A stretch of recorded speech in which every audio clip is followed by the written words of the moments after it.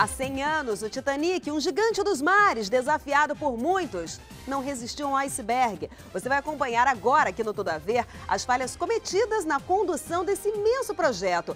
Será que a ganância foi a responsável por tirar a vida de milhares de pessoas? Agora, numa reportagem exclusiva para o Tudo a Ver.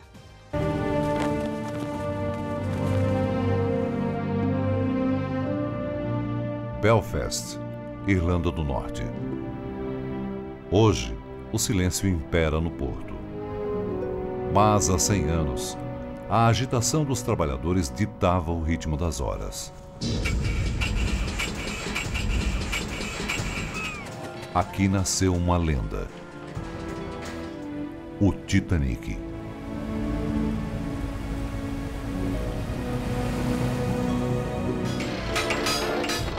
A história por trás desse gigante dos mares está nas mãos dos trabalhadores que o criaram. Uma história de tragédia. Desespero. E ambição. O Titanic foi construído em 5 anos.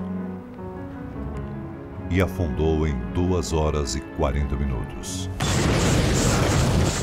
O navio nasceu na era das embarcações de luxo, quando empresários disputavam para ver quem construiria as maiores e mais velozes do mundo.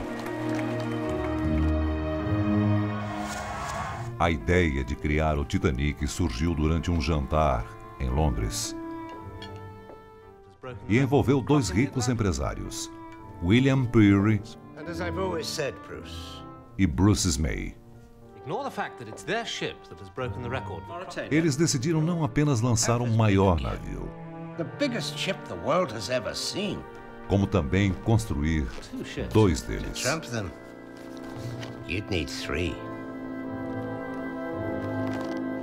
Para isso, 15.000 trabalhadores foram chamados. Entre eles, alguns jovens, como o aprendiz Alfred Cunningham.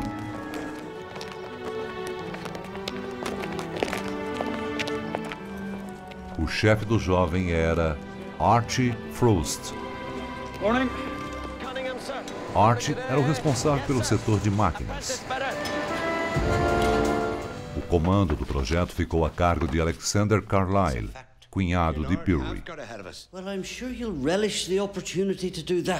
O sobrinho do empresário, Thomas Andrews, também ajudava. Entre os detalhes do projeto do Titanic, um deles chama a atenção: o número das chaminés. O navio teria 4 delas. 3 iriam funcionar. A 4ª era apenas um enfeite. Naquela época, quanto maior o número de chaminés, maior o prestígio do navio. As 2 embarcações irmãs teriam os nomes de Olympique e Titanic, 2 referências à mitologia grega. Titanic it is then.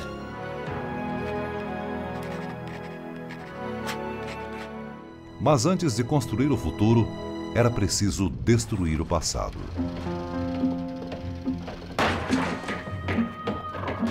O estaleiro de Belfast precisava de mudanças. Novas rampas e uma imensa estrutura de aço foram montadas para amparar os navios. A estrutura tinha 70 metros de altura e 256 metros de comprimento. Demorou 2 anos para ficar pronta e custou o equivalente hoje a 11 milhões de dólares. Peary sabia que fazia história e contratou o melhor fotógrafo para registrar cada etapa do trabalho. Era a hora de montar a quilha do Titanic, uma imensa espinha de aço que suportaria os 270 metros de comprimento do navio.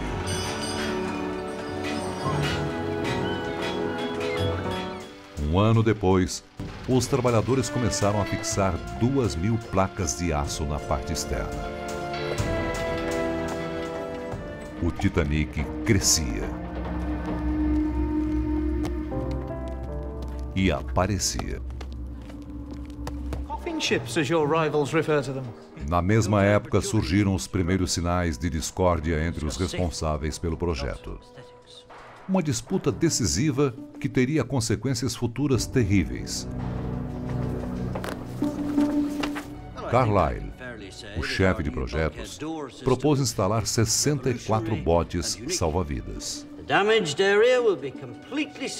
Francis Carruthers, representante da Câmara de Comércio, afirmou que apenas 16 botes seriam suficientes. But 16 will meet the legal requirement exactly. Lord Pirrie knows that. Carlyle desaprovou. Yes.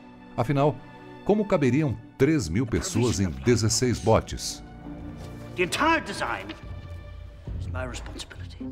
Pirrie parecia não se importar com os números, apenas com a estética. Para ele, uma grande quantidade de botes só atrapalharia a vista dos passageiros durante o passeio pelo deck do navio. You are concerned medical risk only. Ele tinha a certeza de que o Titanic jamais afundaria. Don't you see, William? Foi a gota d'água para Carlyle. Depois dessa conversa, ele abandonou o projeto para sempre. Em maio de 1910, o casco estava pronto. O desafio dos trabalhadores era alcançá-lo.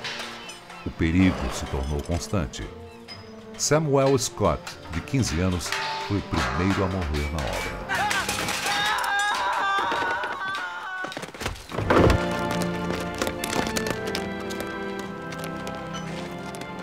Outros 16 trabalhadores tiveram acidentes fatais durante a construção do navio. Get this off, Barry. Get to the office. Em 3 turnos, a obra durava 24 horas por dia.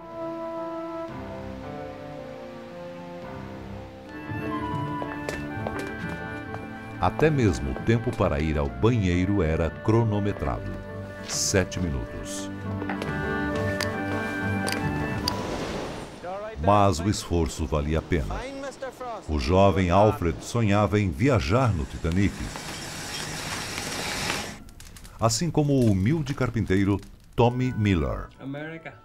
O sonho dele era seguir para os Estados Unidos e dar melhores condições de vida à família. And here's America. A lot of people go there. No porto, os trabalhos se concentravam na instalação das 29 caldeiras que ajudariam a movimentar o navio. E nas 2 imensas hélices de 35 toneladas cada. Em outubro de 1910, o Olympic foi lançado ao mar.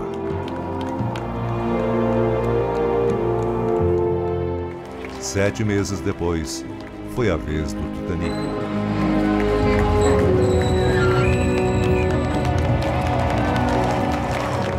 A embarcação pesava mais de 25.000 toneladas.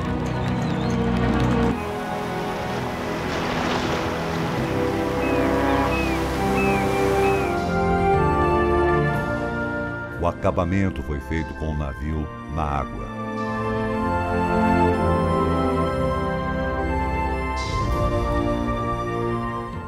O jovem Alfred estava animado.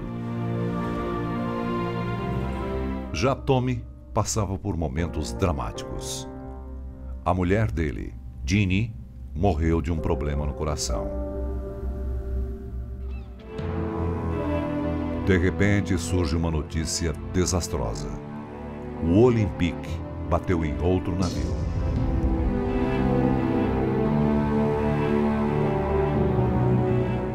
O capitão Smith, do Olympic, afirmou que o comandante do outro navio foi o responsável pelo choque.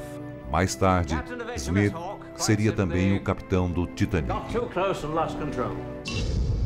A batida não teve maiores consequências, mas a tensão tomou conta do estaleiro. A preocupação era com o imenso tamanho do Titanic, que poderia dificultar manobras no mar e causar acidentes. Os empresários, no entanto, alegaram que o navio era seguro e deram como exemplo as portas estanques, feitas para isolar compartimentos alagados do resto do navio. Is practically unsinkable.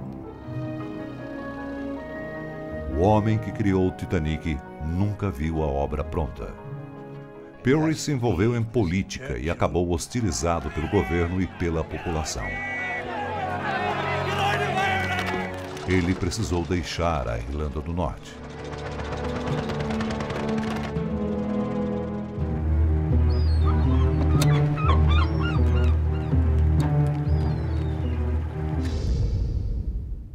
O gigante foi submetido ao primeiro teste. Um rápido passeio no mar.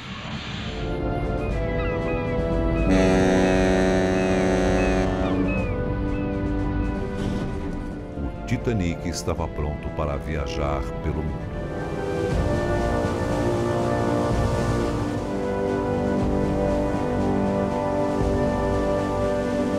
Entre os 8 trabalhadores escolhidos para a viagem estavam o jovem Alfred, o chefe dele, Archie, e o carpinteiro, Tommy. Em 2 de abril de 1912, Tommy se despediu dos filhos. Entregou a eles 2 moedas e pediu para os garotos não gastarem o dinheiro até ele voltar. Archie seguiu com a expectativa de ser promovido. E Alfred comemorava o prêmio de melhor aprendiz do ano. O clima era de muita esperança. A viagem seria entre Southampton, no sul da Inglaterra, e Nova York.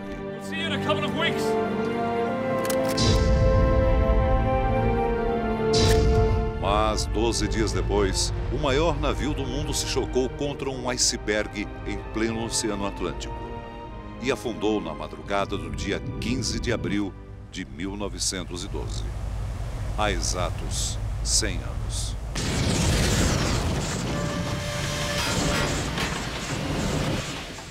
O barco foi projetado para flutuar com até 4 compartimentos inundados.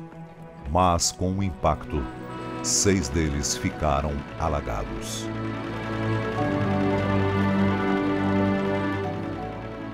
O navio levava 2.200 passageiros e tripulantes, mas apenas metade deles poderia conseguir um lugar nos botes salva-vidas, em menor quantidade do que o necessário. 1.500 pessoas morreram.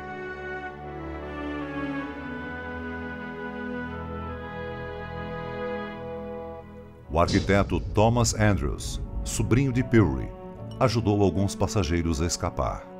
Ele foi visto pela última vez sozinho, na primeira classe do navio.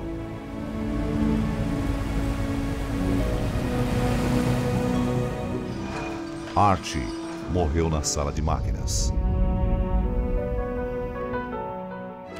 O jovem Alfred, então com 21 anos, foi registrado entre os sobreviventes. Mais tarde se descobriu que houve um erro de identificação. Ele também não conseguiu escapar. O carpinteiro Tommy morreu ao lado dos colegas de trabalho. Bruce Smay, um dos empresários que construíram o Titanic, conseguiu escapar num bote salva-vidas. Mas a tragédia acabou com a carreira do magnata. Os construtores do barco foram inocentados pela justiça. O empresário Peary, doente, morreu praticamente falido. Em Belfast, familiares das vítimas guardam algumas lembranças. De Thomas, um telescópio. De Archie, um apito e uma régua.